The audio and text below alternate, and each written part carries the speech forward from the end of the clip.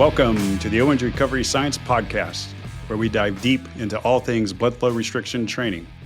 I'm your show host, Johnny Owens, and whether you're a clinician, researcher, or athlete, you've come to the right place. Each episode, we break down the latest research, interview leading experts, and translate complex science into practical applications. We're here to bridge the gap between laboratory findings and real-world implementation.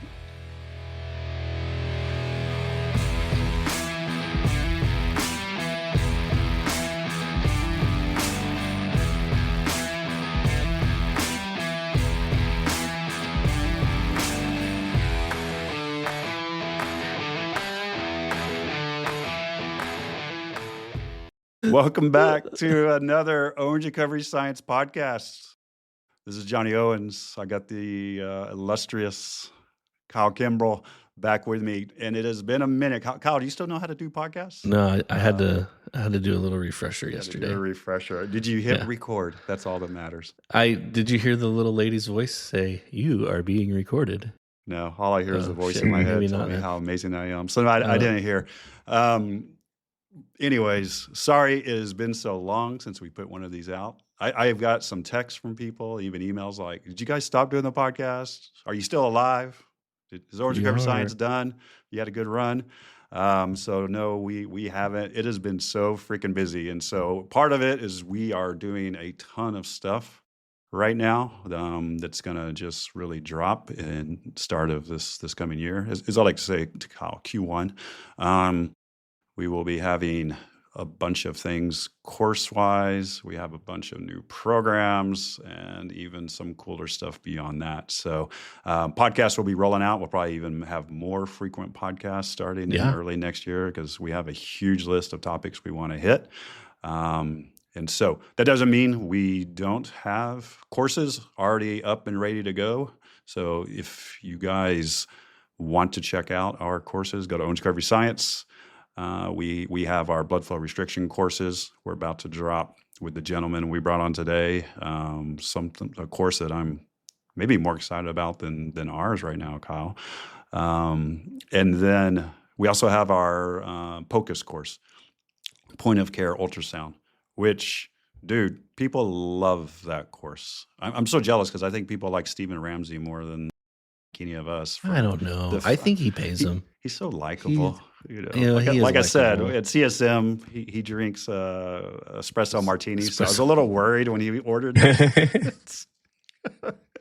But he's a good dude. He's amazing. He like knows his stuff. And I just wanted to throw this out because it just happened this week. So someone, one of our certified providers, took his POCUS course.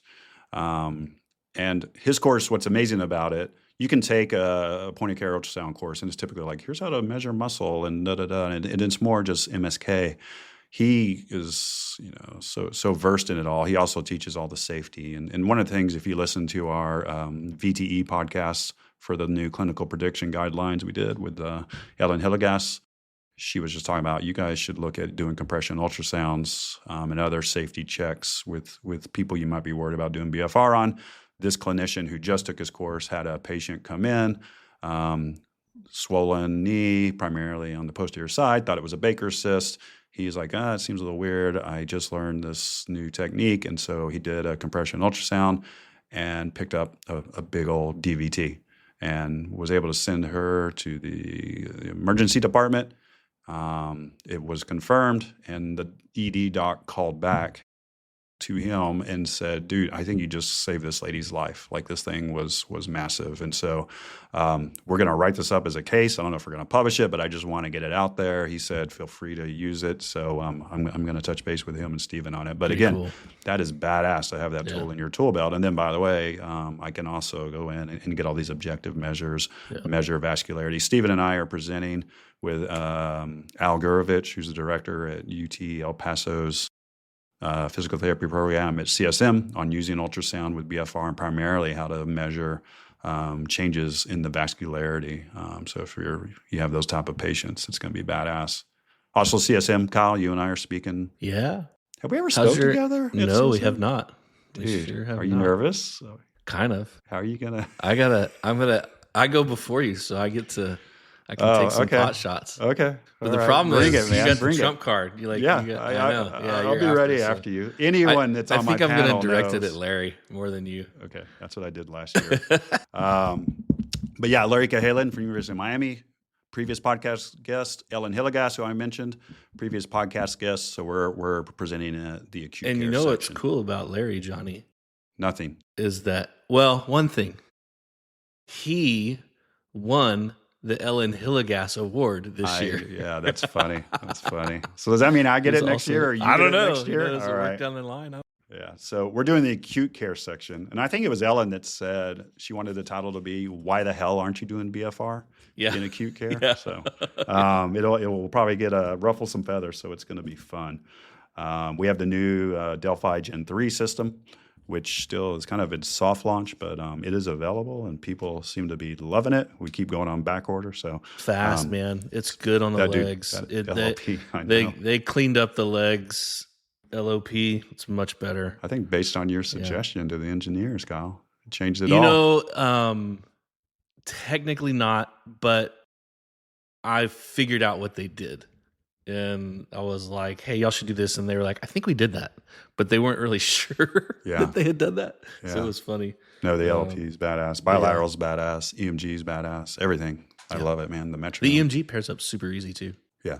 Like I was down with a professional basketball team in Los Angeles yesterday. Oh, and name drop. I didn't. You said professional. There's multiple, So I was down there and I wanted to show them the EMG because they had just gotten the Gen 3 and I didn't realize you had to charge it. So I wasn't charged. Bro. So I had it like on the battery charging like as I was driving down because, when it rains in LA, it's going to take you 2 hours to go anywhere. And so it was all charged up when I got down there. And that thing just paired up like as soon as it came on, it just popped up on the screen. You touched it and it was ready to roll. So that was cool. It was just super simple, Yeah, they dug it. Pretty cool. Yeah, cool. They dug it a lot. Yeah, cool. All right, man. Well, that's enough of our BS. Let's introduce our guest, who has an amazing story to tell and something I think that's going to really change the way we think about a lot of the things we're doing with BFR. He's also part of the ORS family now. He's director. I always get our title wrong. Tyler, Director of Throwing Systems, something like that? Throwing Systems. Yeah, Director of Throwing Systems. Not Throwing Up Systems. Not Throwing Up. Throwing Systems with ORS. So it's been over a year now that we've been working longer, that Tyler's been working on it.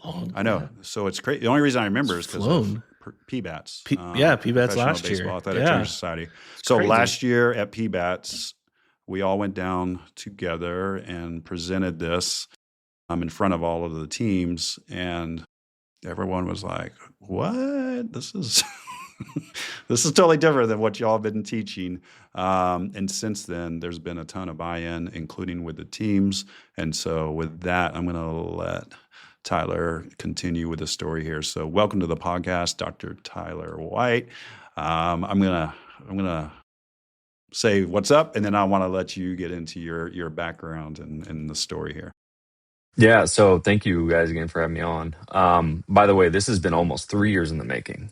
It was, what was it, like May or April or something of 23 is when this all kind of officially kicked off. And yeah, I mean, it was all kind of based off of a conversation I was having. So I had a conversation with a journalist named Will Carroll, who does mostly sports injuries. And we were going back and forth on the idea about UCL return to throws and why they haven't improved in the last several decades. And, the topic of BFR got brought up, and by just happenstance, I was going to Owens Recovery Science BFR course like the next week. Like it was literally a week later.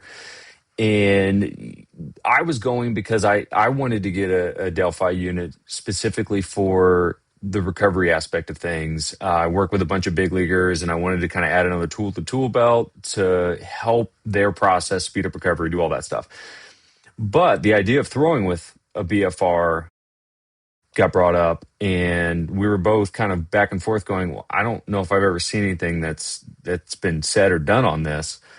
So go to the course, have a whole list of questions ready to roll. And Ben Weatherford, being an absolute just beast of a clinician and a teacher, not, taking my questions in stride. I know it's annoying as hell when someone comes with a bunch of questions that no one knows what the answers are.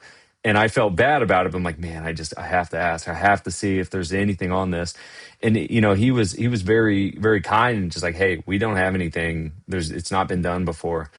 So at that point, I'm like, well, screw it. I'm going to go test it. I'm going to find out myself. Do you want me to roll into the whole history of like how this started now, or do you want to piece into something else first, or because I can dive into that? Man, you're going. Let's do that. And I just love the curiosity piece of it. I think that's good clinicians are curious about just about anything at some level. From my perspective. Well, that's the kind of the aspect of it is like you have all these different tools that people use for different aspects. And Will brought up that, BFR had been used for ACL recovery, and it had sped up the timeline on that. And he's like, what, why couldn't this be done for the UCL and for the elbows of throwers? And so that's where going into testing, I designed a 4-week throwing program. I did it all myself. Former college baseball player, injuries knocked me out, have some damage in my throwing rotator cuff and labrum. And so I did 4 weeks throwing twice a week, and I just followed the standard BFR rep scheme of 75 reps over 4 sets.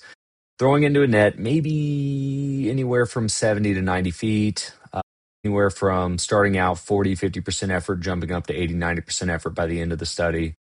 And I literally was looking at my notebook before hopping on here of everything I've been writing down for the last 3 years and just going over my notes from each throwing session. And it's just crazy because as a caveat, I haven't thrown in 10 plus years, like aggressively, and I have non-repaired damage in my throwing shoulder. So this was a true test for me. And after about a week, I noticed that, I had some soreness, just haven't thrown in forever. Going into week 2, I'm just like, man, my arm is lightning fast, like a distinct level of quickness that I don't know that I had ever felt before. And that's when I'm like, okay, we got to keep pushing this along. Going into week 3, I'm now right there close to my peak velocity from my playing days, 10, 15 years ago, which shouldn't have happened. And that was like, that's very interesting. By week 4, I was throwing max effort throws without getting tired. And that's when I'm like, this is stupid. I don't know what the hell this is, but this is so stupid. And then I started playing around with it a little bit more, testing different stuff. I tried other devices. I was just trying to see, can we repeat this same thing? Is this just a compression thing? I was just throwing shit at the wall to see if we could find something if it was continuous. So I brought in another pitcher. So in St. Louis, I have a clinic where during the MLB season, I'll see all the local high school and college kids. Once the MLB offseason starts, I'm traveling with the big league guys. But I had a college pitcher from Mizzou come over, and I was telling him about what I saw with myself, and he's like, dude, I want to try that. So I said, yeah, let's do it. So we did 2 throwing sessions over 3 weeks. So pretty spread apart. They're not continuous at all. Did the exact same thing I did, and I saved the text I got from him the day after our second throwing session and screenshotted it, and I've already put it in some stuff that I'm going to show later once this all starts coming out. But he was basically just like, dude, I don't know what the hell this is, but I'm blowing up my catch partner. He goes, I'm not trying to throw. He goes, I'm waiting till he's out past like 80, 90 feet before I even try to put a little bit on it because it's just exploding out of my hand with no effort. And at that point, I was like, all right, we got to figure this stuff out. And that's when I reached out to you and Ben and everyone else. And then we started the whole process of finding partners with research and sports science labs and more testing. And it has just been a chaotic uphill, just not an uphill in the sense of like, hey, we're struggling here. An uphill, like everything is just continuously improving. Honestly, for the last 3 years. And it's been crazy to the point where, and I know I've told you guys this, I've worked in this industry for a while. I've worked with the highest level of individuals. I've seen all the training equipment and technology, and I have never seen one thing that can do what this has done multiple times over. And once other individuals start seeing it and feeling it, which they are starting to, we have a few kind of satellite areas that have gotten access to this early, that we've trained up on how to do it. They're seeing the exact same thing. And it's just going to continue to, honestly, I think it's going to change baseball. And it's fun. It's fun to be a part of it. Careful now. Careful. But Oh, here comes the darts it's at us. fun. All right. It's fun to see. Oh, 100%. They're coming. I already know they're coming. It's novel. It's new. We don't like new. We don't like innovative. But just the beauty of it is I've been able to test this for almost 3 years now on every level of individual. I waited a year and a half before even putting this on a big league arm. And I wanted to make sure all the kinks were worked out. I wanted to make sure it was safe. I wanted to really kind of pressure test the end range of, hey, this is way too much freaking throwing. And it's all been positive. So that's when I felt comfortable getting the big league guys, and they've had the same results. It's just been, it just improves just almost every level of throwing, from endurance to fatigue to performance metrics such as velocity and ball movement. And man, I don't know. I just can't. It's like I can't feel like I can say enough about it, because I know I'm going to leave stuff off. Like there's just been so many positive things that we've gathered over dozens and dozens of case studies and several hundred individuals that have used it, and it's been fun. But it's going to waken some people up. I'll say that. We were mentioning before we started, man, this sounds so familiar to my story with BFR. Like, okay, this thing sounds interesting. We're going to test it on ourselves and in the lab and just look at it for, probably a year and a half or so and get the safety of, kind of piece and just see. And then it's like, man, something's going on here. And then, I start talking about it. So before we even started, I was presenting on BFR before RS started, with the military. And people were just like, dude, you are on crack. Like, what are you talking about? Because there was no like BFR talk out there at all. Like, even, ever tell this story, Kyle, where the FDA people came up after my talk? It's crazy. Yeah. CSM, Tyler, it's our big national convention for we PT. get done, it was like my second BFR talks, like just packed room, all these people asking questions. And these two people are in the background. They look like UPS drivers. But they had a military insignia, it looked like, on it. And so they come up, and it's just probably, I shouldn't have said this, but I was like, I didn't know UPS had an army. And they're like, they flashed like a little badge, and they're like, where were the FDA? And I was like, oh shit. Like, wow. Okay. Well, this was a nice run for just a couple of years. And so they just wanted like information, and like, this just does not make sense to us. We're going to have to take this back and look at it. But anyways, you've already got we already saw someone on Instagram. Like, we've been kind of trying to. So for those people that poo-poo the FDA stuff that, we've talked about, I mean, now you know why we talk about it. Yeah. Right. They're probably long fired. They got doged probably, unfortunately. But, like, we've been trying to keep this under wraps, just, kind of doing it internally and with some of our teams and stuff like that. You've already got someone coming out on Instagram like, oh, this is crazy, this is stupid, or whatever. So that means there's probably something to it already. But yeah, dude, I love your enthusiasm, because you sound like me before I became an old broken business owner of like, dude, there is something going on here. And I'm going to echo, because you keep sending me the responses from people, and even, your guy out in Arizona who's done a lot of cool, like, kind of social for it. Like, it feels like no one has not said like, dude, my arm feels like freaking nuts. Like, what is going on? Like, the subjective is, I think you're batting like 100%. You see them It's more pretty than close. Me, but yeah, it's pretty much 100. Every single individual says around the same thing. Crazy. Which is insane, because you don't see that with any sort of intervention in any of our fields, whether it be chiropractic or PT, but I mean, there's also it's starting to be objective measures to back this up as well. Yeah. So let's like roll back the tape here real quick. Your background, and just kind of tell us like, okay, college pitcher. I know you already mentioned that, but you're big in the baseball world, like, the people, I mean, it's like Cy Young type guys and stuff like that. So tell us a little bit about you, your facility, all the stuff you've done in the baseball world, just so people know you're not just some hack.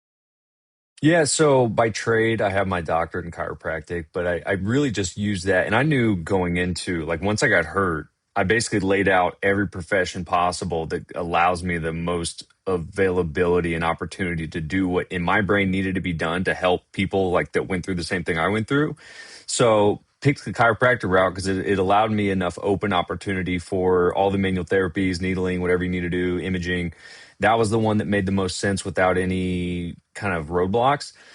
So took that route. Don't really do that, but it's mostly, I call it performance therapy. It's kind of a combination of like what you would think a PT, AT, strength coach, chiro might be able to do all in one. But it's all based around, movement, mechanics, pitch design, like anything for throwers. So like at the big league level, I only work with pitchers. Local, I'll work with just about anybody.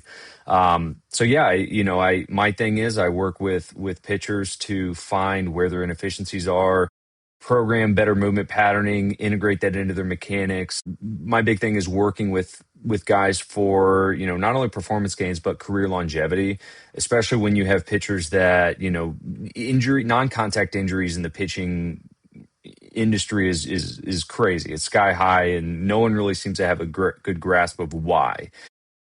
And so like when it comes to a pitcher that could potentially be making $350 million in their career, but they don't get to that free agency point to make that kind of money, it's a big deal when you break down and you never live up to that true potential. So that's kind of where I come in, find out the problem, fix it, program their stuff throughout the season and the off season, keep them healthy. And then we have, they go live out their dreams and do whatever they need to do. But yeah, I have that. I ran the World Pitching Congress, which was a conference where I brought in some of the leading experts in strength training and pitch design, mechanics, and manual therapy. That lasted about 4 or 5 years, and then it just got way too busy. I was a one-man show putting on a whole conference, and I'm like, I can't do this anymore. So we're on hiatus. I've had people reach out to me about partnering and trying to basically redo that, and maybe in the future. But right now, especially with this coming out, like, I've been pretty busy the last couple of years, so we're going to put that on the side for now. But yeah, that's kind of the background. Big thing is working with pitchers, and it's really all I do. So that's the thing is like, I wake up and go to bed, and all I'm doing is researching or practicing or testing, and it's only baseball. That's my only passion, realistically. Like anything else, don't give a shit. But like baseball pitching specifically, that's all I have. All right, that's man. sad. So you're I'm a sorry. baseball geek.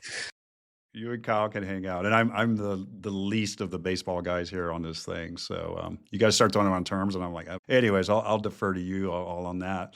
And so,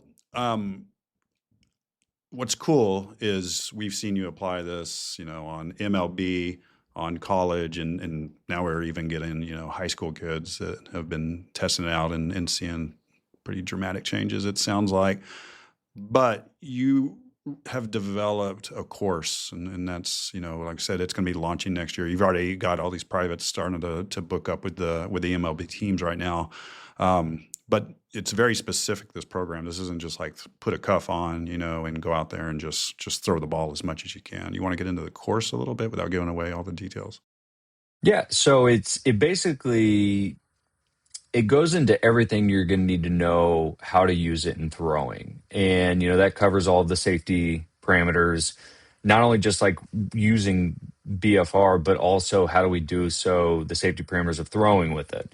And then we'll go into like the workload component, and that covers everything from, how do we utilize it in things like plyo work or catch play or long toss. Going into specifics of pitch design, of career longevity, of mechanical work, of constraint-based training. I mean, it's pretty elaborate. And then, we have a whole section on in-season and off-season programming. Like, honestly, I think this is going to dramatically change the way we look at workload. If we just look at how we're able to create this stimulus with less stress and less effort, I think our parameters on how we view workload is going to be changing. And then, how do we use it in the off season? How do we program it? How do we build up for the season? That's all included. And then our last big chunk is the return to throw and utilizing it on the medical side of, how can we now use this new tool, this new device to improve our outcomes, both in, strength, range of motion, performance, and time of return to performance. So that's a big one. Is like I've had several case studies in my clinic where we've had guys that were expected to be back significantly later. And then we were able to, hook them up to BFR at a low stress point, a low effort level, and gradually build them up to the point where they were weeks and in some cases months ahead of schedule. And the cool part is, like, I had one individual with a UCL sprain that was told 6 to 8 weeks no throw, which means another 4 to 5 weeks of build up for his season. And we had him back pretty much 100% at the end of the 6th week. And we continued throwing a few more times, a few more weeks, I'm sorry. And he texted me when he got back to his fall season, and he was like, hey, just want to give you a heads up. Arm feels amazing, probably the best it's ever felt, and I'm throwing 2 miles an hour harder than my previous PR. And I'm like, all right. And that was early in this. This was probably 2 years ago. And I'm like, yo, that's a really big deal. And if we can continue to replicate that, I think it's going to make a lot of people really happy. So, in which we've multiple different cases, injuries. It's been repeating across the board. So and that's all going to be talked about in this course. It's awesome. Yeah. And one of your guys, he sent video of I think his son, and he went like 2 to 3 miles over his PR, and he hit it like 13 of 20 times. Yeah. I mean, it was like, dude, this is like crazy. Again, I don't know if that's a big deal. It seemed like a big deal. He was really excited about it. And I mean, he's getting into the high 90s, which is shit. That probably changes the game for him. That's freaking nuts. 16-year-old too. Are you going to be his agent? Yeah. I'll stay out of that realm. Yeah. Not for me. And so we also want to put out there, you do use Delphi. And so there is a Delphi throwing system now that you had to kind of work closely with their engineers. And it's been a long slog. It was 2 years as well. 2 years, yeah. But you want to kind of go into that. And there's important pieces like LOP, obviously. But this is like auto-regulation is something we talk about a lot. And the ability to auto-reg, and I can go deeper into that as well, is probably like really a big deal, I think, with this application. So you want to talk about the system at all? Yeah. So kind of what I mentioned earlier, I tested multiple other devices just because I wanted to see, like, hey, can this be done with the cheaper stuff that you can get online? Like I wanted to test everything. And what I found was even some of the devices that were claiming to auto-regulate, it would take, sometimes 1 to 2 even longer seconds before it even started to adjust. And if you're throwing, don't. They say they auto-regulate. Yeah. Well, that was kind of what we ran into. But if you're throwing a baseball, you wait 2 to 3 seconds, the ball's already come back to the thrower by then. I mean, you're not doing anything for the fast action of the throw. So kind of going back to what we talked about with the auto-regulation piece, in my opinion, like the LOP thing, I know we've seen that study that came out this last summer about how, like, comparing multiple devices, the Delphi was consistent across the board at rest and exercise while the others were struggling to stay anywhere close. I think the auto-regulation is 100% the most important feature here. Just because as you're throwing, you don't want to feel any sense of restriction. You don't want to feel like something's limiting your range of motion, your arm speed. And with that adjusting so rapidly through the throwing motion, you just don't really notice it. And when you use the other devices, you would feel like, shit, that doesn't feel good. And the risk of injury now, if you have something that's not able to regulate your pressure, is going to go through the roof. So, like, making sure you're using the right device that can tolerate the stresses of the throw is probably the most important fact of if you do it or not. So, yeah, 100%. People worry about nerve injury stuff, and auto-regulation is one of the key pieces to not get those pressure gradients. And for people to know, auto-regulation is basically if you say I'm going to use and you use 50% LOP in the upper extremity, which, right, I mean, you're using the standard. If you measure and that's 100 millimeters of mercury, the microprocessor in the Delphi system always makes sure the cuff is maintaining whatever that pressure is, even when the arm's swollen, when the arm's moving or whatever. It's why you see it's always trying to keep up. And so, yeah, that auto-regulation piece can keep some safety there. It adjusts within like what, 1/100th of a second or something like that. It's very fast. It's real fast, yeah. I mean, just for a Delphi plug, they have the patent on that. They're the only one that can claim auto regulation, and other people just claim it and don't even do it. There are some lawsuits going on right now for people with false claims. Won't mention those companies. Well, we can say one, Smart Tools. It's out in the public record that for patent infringement. But anyways, you had to change the cuff up as well. Yep. Yeah. So that was a pretty difficult aspect from the get-go. Was I was able to complete the study with the standard hardware, but it was a huge pain in the ass. The box was flying out, the cuff was ripping off. I'd have to readjust it pretty much every throw, which is, if you're throwing 75 throws, twice a week for 4 weeks, it got really annoying. So that's when, we connected, and then we would connect with the engineers over at Delphi. And basically I just lay out like, hey, these are our pain points. These are our problems. Let's see if we can't design it to look like this. Let's try to make it do this. And over 2 years, and probably I think I have about 5 or 6 different beta models, like in my cabinet, in my clinic. We finally found what I feel like is the perfect combination. And now there's a left-handed and right-handed cuff specifically, and there's 18-inch and a 21-inch. So we have a little bit wider cuff for a little bit bigger arm. Generally, that's going to be more MLB guys that have that type of arm size that you'd have to worry about. The majority, even within Major League Baseball, the 18 is perfectly fine. But then we added an additional hose attachment on the cuff, so it gives us more space. It also changes the stress point of the cuff or of the hose as the arm is rapidly moving into acceleration phase. And then the new clasps, so we have new clasps that actually interconnect, so it doesn't pop out without kind of actually detaching it. And then we had some issues with, I had a handful of 100-mile-an-hour arms I was working on in the off season, and one of them got really sweaty. And what would happen was that cuff would slowly slide down the arm. And I'm like, we can't have that. So we found a way to work Velcro into the cuff, which adheres to the cotton sleeve, and problem solved. We don't have that problem anymore. There's probably 5-ish new iterations we had to do to the cuff to make it work. I guess the one I'm leaving out too is the new hose, right? So from 9 or 10 feet was the previous one. Now it's 17. It allows you the freedom to move around, do whatever you need to do, and there's virtually no limitations. So took a while, but we're now to the point where it's ready to roll. So there's a lot of emails and texts back and forth. That's for sure. Like, okay, broke another. Yeah, no, it's badass. I think it really seems dialed in now. So thanks for all that hard work on that. And again, it's like, well, why is it tethered, or why do you have a hose? That's where you can only auto reg if you do that.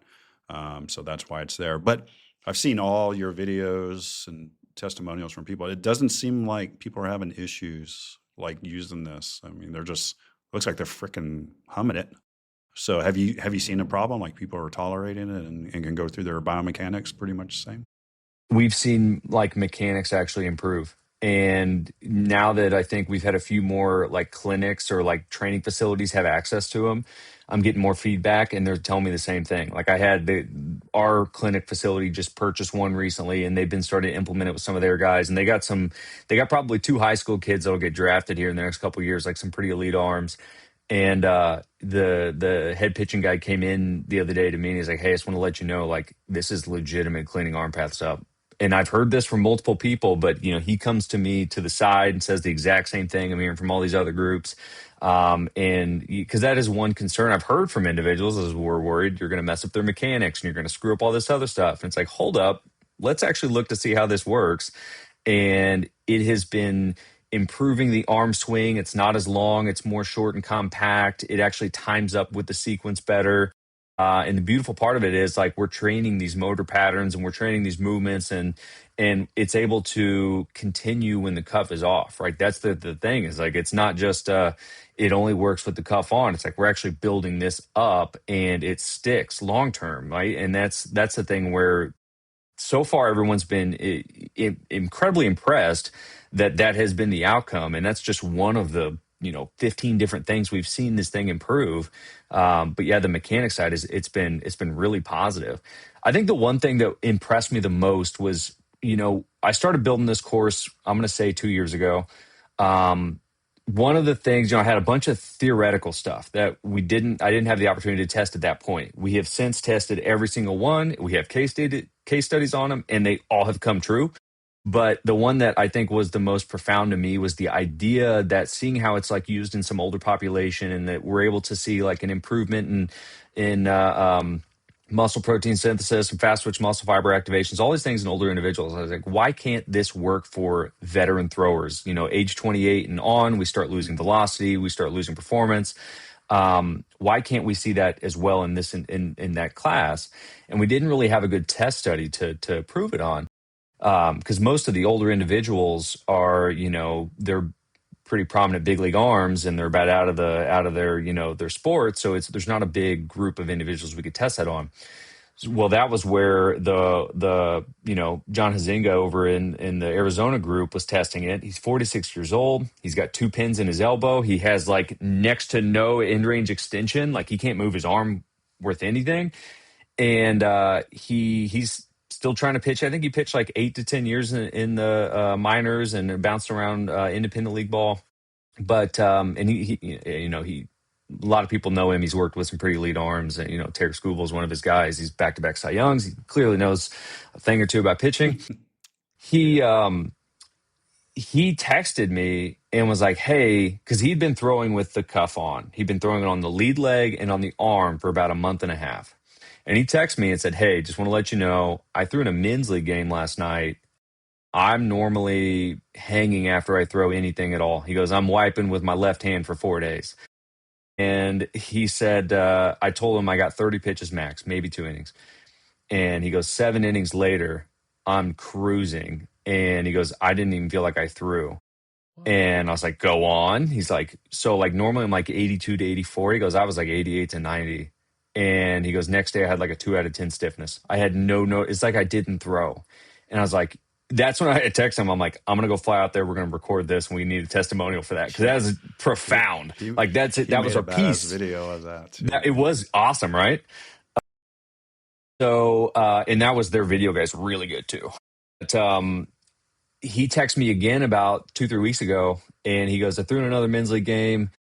He goes, it was humming out of my arm. I threw to Jack Wilson, who was a former big leaguer for the Pirates. His son, Jacob Wilson, was, I think, runner-up in Rookie of the Year this year.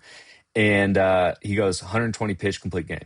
I'm like, what? He's like, I didn't feel like I threw. No sore. I'm like, all right, there it is. Like, there's our proof of the pudding that we can definitely have an impact with those older populations, maintaining good range of motion. That's crazy. Like, I don't know if Ben told you, he had the same thing happen. So yeah, he said he threw like 300 pitches or something after he had been doing it with the BFR, and next day he's like, my arm feels perfect. Like I don't feel anything. It's like normally, I'm using my left hand to wipe, type of thing. So that's a cool thing. Like if you recover quicker, that's huge in a sport like MLB. For those people that hear 300 pitches and they just heads blew up, it's to his 10-year-old son. Yeah. Batting through batting. Not, yeah. No, it was through batting. It's not nothing. I'm not saying it's nothing, but it is definitely let me add to that. Older, I mean, he's young, but he would be in that upper 30s range. Yeah. So he's like, my arm is so sore after I'm throwing batting practice. Oh, yeah. So when I shot the video and some of the media for the course we were putting together, I had a college pitcher come in, and I told him, I said, hey, you're going to probably throw more than I would ever want you to throw. Signed a waiver, gave me the okay, said, let's do it, whatever. And we shot probably 30 videos. He threw around 220 to 240 moderate to high effort throws with the cuff on, doing various drills. And I'm telling you, we shot so much. And in my head, I'm like, man, he's going to be hanging tomorrow. Like, I feel really bad. And I text him, I go, hey, man, how's the arm doing? He goes, I don't feel like I threw yesterday. I'm like, what? And, I actually tested that myself. Was once I started to like really see where's the end range of this. I set the BFR to max time, 30 minutes, and I made as many high effort throws as I could make, full effort, run and gun into a net to see what would happen to my arm. I was willing to sacrifice my arm to see what kind of our pain points were. And I got up to like 220-ish in that range, which no person in their right mind would ever do. But I'm like, someone's got to test this because there's going to be some idiot to go out and try this. I got to make sure no one's going to get hurt. And I felt fine. I felt normal. I didn't feel super sore. I mean, I felt a little bit, but like I could have gone out and thrown that next day and been totally fine, which is, again, it's unheard of. It's crazy. Like it's not just me. It's not just that. There's so many people that are telling us the exact same thing. Yeah. And I think I want to make sure we frame this well and you did, Tyler, but just in case our listeners are going, whoa, they just said to throw 300. No, please do not what we're saying to do. Yeah. The point is that the pain that you normally would feel from throwing wasn't there. Well, if pain is less, that means mechanics don't change over time with these throwings. That means you can kind of get back to doing some of the things that are going to help you recover and be prepared to throw another time. If 3 or 4 days later, you're like, dude, my arm's amazing. Even if, the next day, we keep hearing people like, my arm feels great. I mean, that could be a slippery slope. Like, okay, no, let's have these guys throw more. But do you see it like being used in a bullpen, like to shorten that warm up? I don't know baseball. Yeah, 100%. And that was part of our study at Point Loma, which will hopefully get published here before too long, where we looked at it. You had a year, Point Loma. You've had a year. June of 24 is when we conducted the majority of it and finished up. I'm going to be down there tomorrow. If I need to crack the whip, you let me know. Are you at Point Loma? Yeah. I'm going down there tomorrow to watch some soccer. Yeah, buddy's kid plays soccer for them. We'll go by the lab. I don't know that they'll be open, but that would be cool too. Yeah. Yeah, absolutely. It's a cool lab. Partnered with the Padres. But yeah, we looked at readiness, looked at the ability to warm up, and we had the BFR on and plyos, some catch play throws, and then some throws on the mound before throwing a bullpen. And it was maybe 15 to 20 throws with the baseball. I think there was maybe, I can't remember the exact number on the plyos, but it wasn't a lot. But we were basically able to show that, under significantly less throws to what a typical warm-up would be, we were basically able to mimic what a long-form warm-up would be with the exact same results and subjectively. Like, I'm still curious to see all the mocap data, but subjectively, every individual said their arm felt more loose. It felt whippy. It felt like lightning quick, which means, less effort to have to put in to try to throw the ball hard. And, a handful of individuals even went up in their velo 1 to 2 miles an hour in that setting compared to their controls, because they came back and we'd do the exact same process under a control. And, I think, this could definitely be used in a bullpen. Say, hey, you are going in the 7th. It's the 6th inning. Go throw a couple throws to the BFR on, get hot. It's going to take less effort, less force. It's going to be quicker. And I think it's going to give you a better result. Same thing before a game. If you're, getting warmed up, getting your arm loosened up before a start, like, I think that could be a very valuable tool to do so. Like, there's just been so many applications that we've seen that this has improved inside of the game of baseball that I just haven't seen before. And that's another good one, is like the warm up. And it's not pitching specific, it's positional.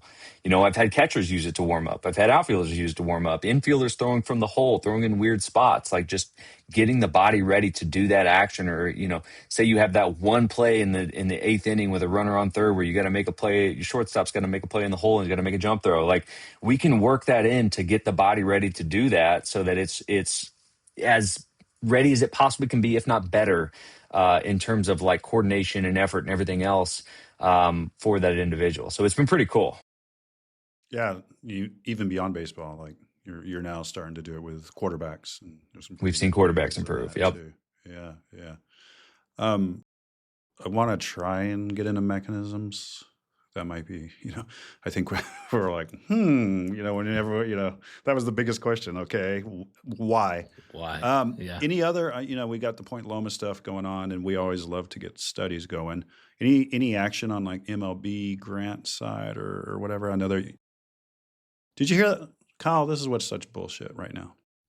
Like, it's always about me. And Tyler and I are presenting, I forgot what it was like it was an MLB thing, virtual. And there was some MLB like PBATs, team spring training kickoff. Yeah. I do my piece. Fucking crushed it. Tyler comes on. Okay, here's, Tyler's got this thing. And then at the end, okay, any questions? Yeah, I have a question for Tyler. I have a question for Tyler. No, not one question. Nothing for you, man. Johnny? Nothing at all, man. It was all Tyler, man. dude. I'm sorry. I'm not going to present anymore. I'll give you so everyone's excited about that. I'll give you an extra hug when I come to town. Yeah, someone from MLB that kind of drives grant funding. So I know there was some interest. Yeah, Dr. Gary Green, medical director for Major League Baseball, reached out and said, hey, this is a great idea. I'd like to help with funding. And we've talked to the group at Point Loma, and we're setting up application forms, and that'll be kind of on the horizon. I've already talked to some MLB orthopedists on board. Love the idea. Luckily, I have a really good one here in St. Louis, Dr. George Paletta, who has loved everything he's seen. He's gotten to see kind of from the same side where we've used it in the same cases of individuals we've worked on. And he's on board. He loves it. So, he's going to definitely be helping out with that once that gets rolling. And I'd say in the last couple of weeks, I've talked to 4 or 5 pretty prominent sports science labs and researchers about conducting more research on various different things, just to try to get some more, literature out there. People are excited. And I think it just takes time to show the results before people are willing to be like, okay, there's definitely something we got to look into here. I think it's the same thing. Like we're going to have enough anecdotal and like, okay, this seems to be doing something. People's arms aren't falling off. Because early on, Tyler, we were talking with some pretty big academic institutions with good teams, and they were just like, yeah, we talked to the coach, and they said, hell no. Yeah, hell no. We were just like shot down left and right, even from some good friends. I'm like, seriously, bro? You couldn't like push a little bit? So, yeah, I think as we get buy-in, that's where we'll start getting research going. So, mechanistically, what do you guys think? Like, I'm going to throw out like chronic training with this. I think the angiogenic response and that whole bullets in your, what was the phrase? Like bullets in your gun. Bullets in the chamber. You're able to just like throw more balls because you do just have better vascularity. And that was an interesting thing. That little video I sent you guys, like I didn't know pitchers are throwing less over the last decade. Yeah. Like, significantly. That's a big drop. So if there's an endurance piece, that seems like it could be huge. Some of that's just how the game has evolved, not so much what pitchers are capable of. So I think that's could be kind of misleading if you're just like looking at numbers like that. But also like this is the reality. And I think Tyler and I even texted about this. One of the things that happened during the World Series was Yamamoto for the Dodgers threw a complete game in the division or the league championship series, and then throws another complete game in the World Series, back-to-back complete games in the playoffs. Hadn't been done in like 20 some odd years. And Smoltz, who I personally can't stand as an announcer, he was a phenomenal pitcher. He's a really good golfer. He needs to stick to those things, in my opinion, because he always has an agenda when he talks. But he's very much against the pitch count, the use of pitch count to help regulate throwing. And he's like, Yamamoto is revolutionizing pitching tonight. And I'm like, bro, he's at 90 pitches in the 9th inning. No manager in their right mind is pulling this guy out, Mm-hmm. So it was, and then of course, in the next game, I think he came out in the 5th or 6th inning because he was up around 80, 90 pitches in 5 or 6 innings. So that's the just how they use the bullpen has kind of shifted. So it's understandable. But the point is, to Tyler's point is, if you can maintain velo, if you're performing well, you're going to go deeper into games. And if this could help you be more prepared for a game and help your, performance over the duration of that game stay uniform, then, you do revolutionize pitching. You do see people throwing deeper into games, and that potentially does change, regardless of whether you're coming out of the bullpen as a middle reliever or you're a starter. The only position that might not matter for longevity would be like your closer type position, but all those other spots. Well, and then going back to the endurance piece with my angiogenic, in about 4 weeks, you should probably see a response, and these guys are doing it pretty consistently and just have increased capillarization. That's going to be huge for feeding the muscle and also clearing out metabolites and things like that. So I think that's big. And there was a paper showing like chronic throwers, the the blood flow is less in their arm, right? Wasn't that one something that just came out recently out of Japan, I believe? And so we might see that as a potential, it's a very real target just because that is an adaptation that happens over time in these throwers. I kind of think about like the Parkinson's piece, Johnny, with Annie and the restless leg syndrome and all that stuff that her subjects were feeling better from. It could be a very well kind of a similar sort of scenario. Yeah. No matter what, muscle needs nutrients. Needs blood. Yeah. Needs oxygen. And not only during the game, it brings oxygen, but then it brings protein for, recovery.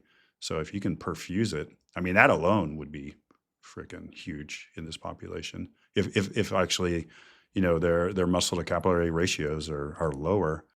What other mechanisms? I threw up the PAP thing, and Kyle was all poo-pooing that on. Well, I just think there's a lot of problems with post-activation potentiation. Yeah. There's been some more studies come out on the whole PAP idea using BFR out of Japan recently. They are showing like that there is an increased recruitment of force using it in a kind of a pregame warm-up setting.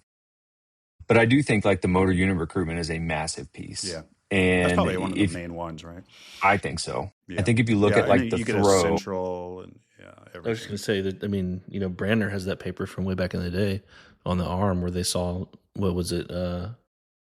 I forget what they called it, but it was essentially like increased mean excitation potential or something in the cortex. Yeah. So you see it, So you're getting it centrally and kind of at a local level as well. So that's a nice 1-2 mean punch. Excitatory potential. That was a long time. That was a long time ago. I don't even see anything from Chris anymore. Yeah, he hasn't. Yeah, not much recently. Yeah. Reach out to him. Anyways, yeah. Other mechanisms. There's a potential proprioception piece, like you're just getting a massive proprioceptive thing with a cuff on your arm. Mm-hmm. Yeah, kind of squeezing. I think fast twitch muscle fiber activation those are kind too. Of the only things. Yeah, it's interesting. This is one of those we know those mechanisms happen. There could be something that we just don't even know that's going on as well. But whatever it is, it's working for sure. This is going to be a thing. I mean, we might get some pushback and other things, but it's going to be a thing. We can tell just by the amount of players and now teams that are like, okay, sign us up. So, yeah, the results have just been too profound across the board. Any other parting shots or thoughts here with this? Well, I think we have not really talked safety at all. And I think anybody that comes to our podcast is going to want to know that. So, my curiosity, Tyler, would be, have you had any oopses, any adverse events? Like, what has your experience been? You put it on hundreds of people. Were you nervous putting this on a multi-million-dollar arm? The first time? It's the... No, I wasn't. By that point, I'm not talking about yours, Tyler. Yeah, I wish. At that point, there had been probably over 100 individuals tested to various levels, from throwing for 6 to 8 weeks with it on, or throwing high effort throws, bullpen. Like I had tested so many things. At that point, I was not nervous at all. I think going into like the safety aspect of things, that was probably my most prominent concern for the first year and a half to 2 years, where I'm just like scouring every single research article I can to figure out is there anything that I should be concerned about. And then when you start to read all the data on nerve conduction velocity, and you start to see the results on potential risks of stroke and how it's really not much of a factor, especially when done correctly, especially when you have a device that takes care of a lot of the safety aspects of it, then, that would get less and less, so that to the point where I started testing it on things where I had, multiple people with TOS, and let's see how they respond. And the overwhelming majority responded very favorably. And ulnar nerve issues, ulnar nerve instability, guys that have either had a transposition or were scheduled for one, across the board, positive results. There was no issues, no setbacks. And I'm like, man, I think that was probably the craziest thing. As I started seeing results, was I would have individuals with some type of pain in their elbow or their shoulder, either coming back from an injury or, 8 to 12 months post-op, still affecting them. If they'd start ramping up to throw, they'd have pain. and within their first 10 throws with the cuff on, they would have virtually no pain whatsoever. Like I have multiple videos of guys I'm recording because I know what's about to happen. And, they'll be 7-8 months they've been dealing with posterior shoulder pain after a slap tear. And they'd make a throw and then look back with a real big smile on their face. And I'm like, no pain, huh? He's like, dude, I don't feel anything. And I've had that from elbow, shoulder, like so many other issues. And that one I can't fully grasp yet, outside of maybe it's a motor unit recruitment thing and we're offloading stress to those areas that they're commonly overloading in the throw, is where my thought goes. But the thing is, across the board, it has been consistent. And I'm just like, haven't seen that. That's a new one for me. That one surprised me for the first probably 2 years. Now it's like I almost expect it. Yeah. Well, again, I think that's the slippery slope. Like, we're using high-end medical grade LOP auto-regged, and if you get some person that just buys an Amazon strap and straps it on, and next thing you know, I mean, a narrow strap where you got a higher risk of nerve damage, and it's not auto-regulating, so it starts getting more and more pressure, and then pressure spikes. That could be where we're like, oof, okay, now we're starting to see a problem. So that's kind of what we've been talking about this and a little scared. That's why we've been slow rolling this a bit as well. I mean, I would flip that too and say, even just taking away people's pain, sometimes people think, oh, I'm fixed, I'm back to normal. Now I can do it just like I did before.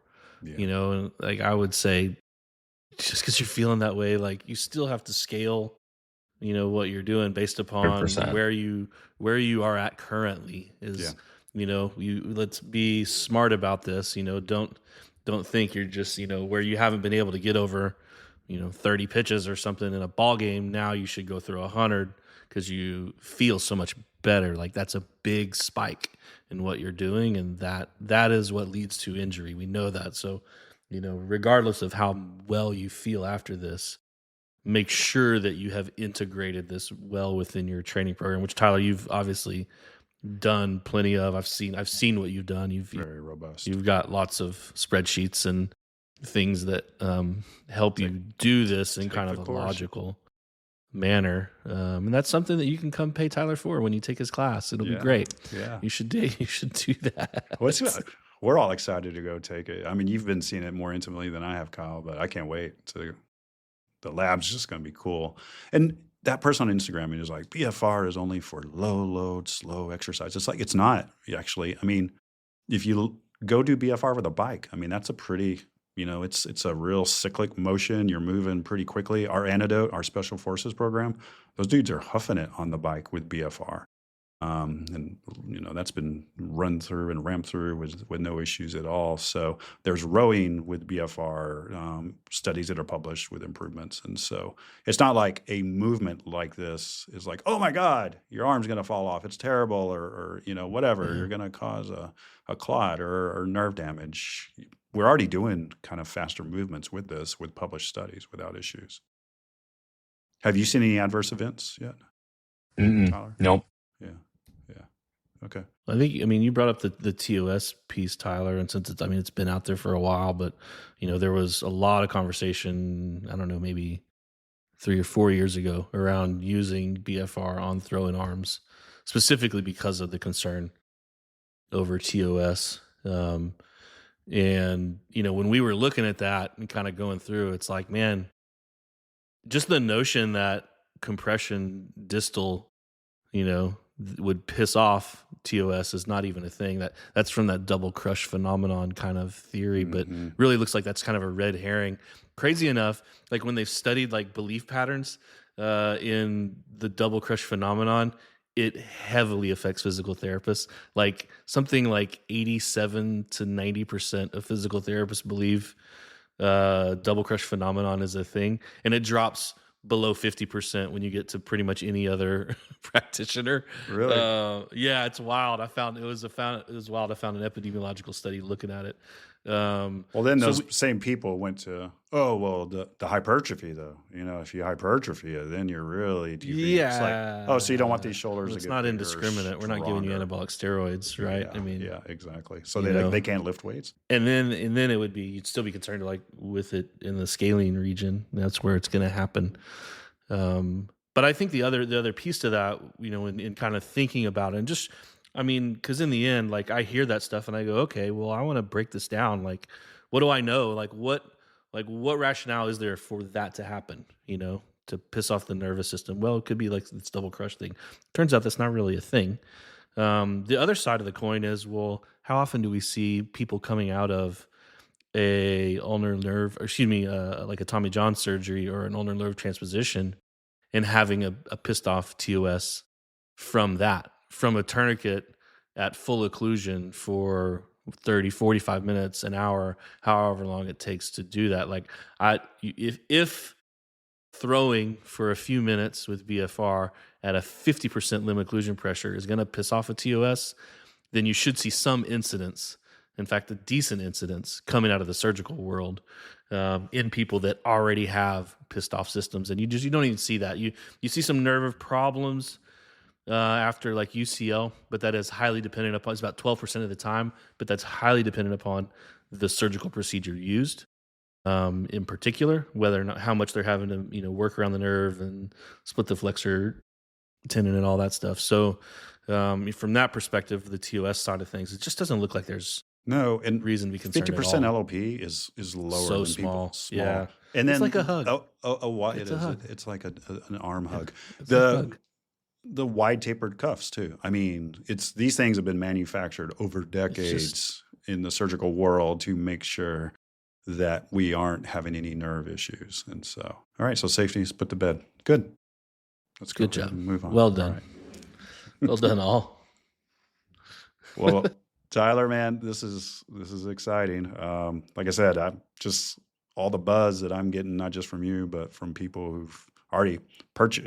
People are purchasing the systems, and are already starting to use them in across leagues now. And the feedback we're getting is pretty crazy. So, you and Ben are going to be. You're not going to be there, right, Kyle? PBATS.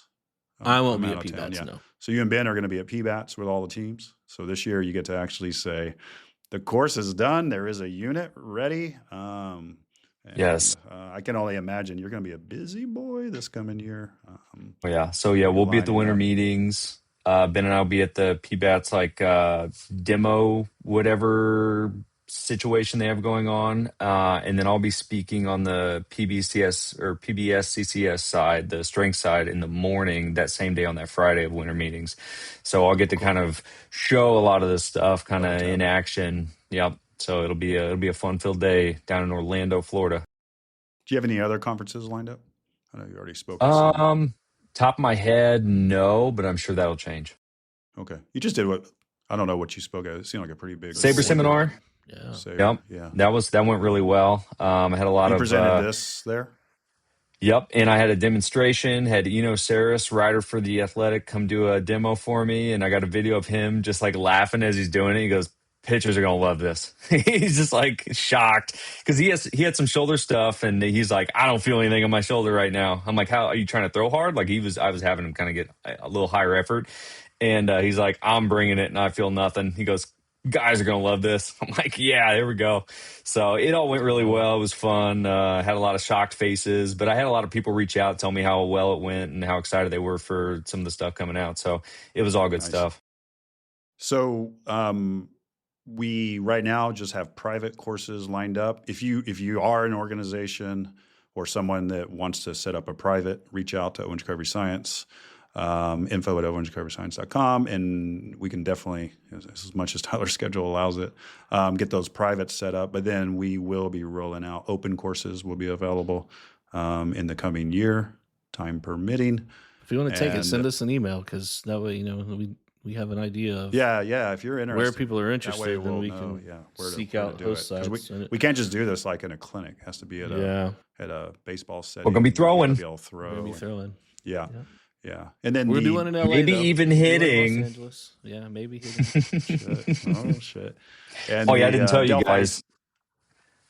I don't even have my unit right now. I loaned it to a couple of MLB brothers who are legacy MLB, and one's in the big leagues. One just recently got drafted, and they're doing some hitting stuff for me because I've seen a lot of positive stuff on the hitting side, which I I don't have enough data to talk about it on the I guess on the more excessive end. Simulator next week, damn it.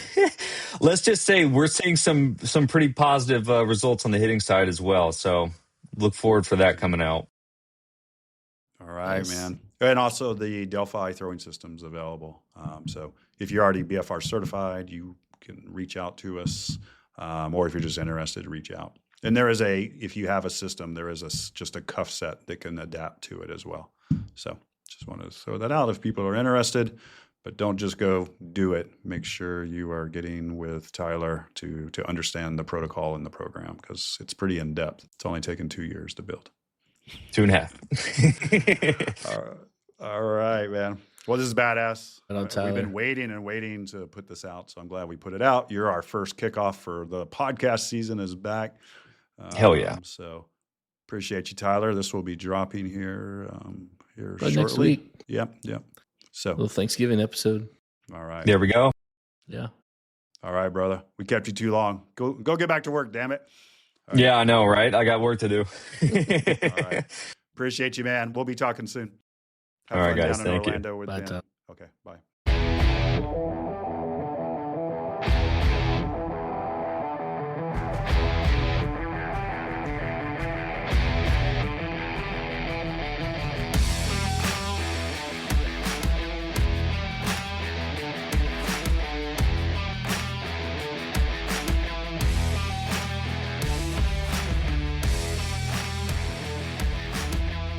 Thanks for tuning in to the Owens Recovery Science Podcast. Before we go, a quick reminder that the information discussed on this show is for educational purposes only and is not intended as medical advice. Always consult with your healthcare provider before making any changes to your treatment or training regimen. For show notes and additional resources, be sure to check out owensrecoveryscience.com. And don't forget to like the show and subscribe for more evidence-based insights.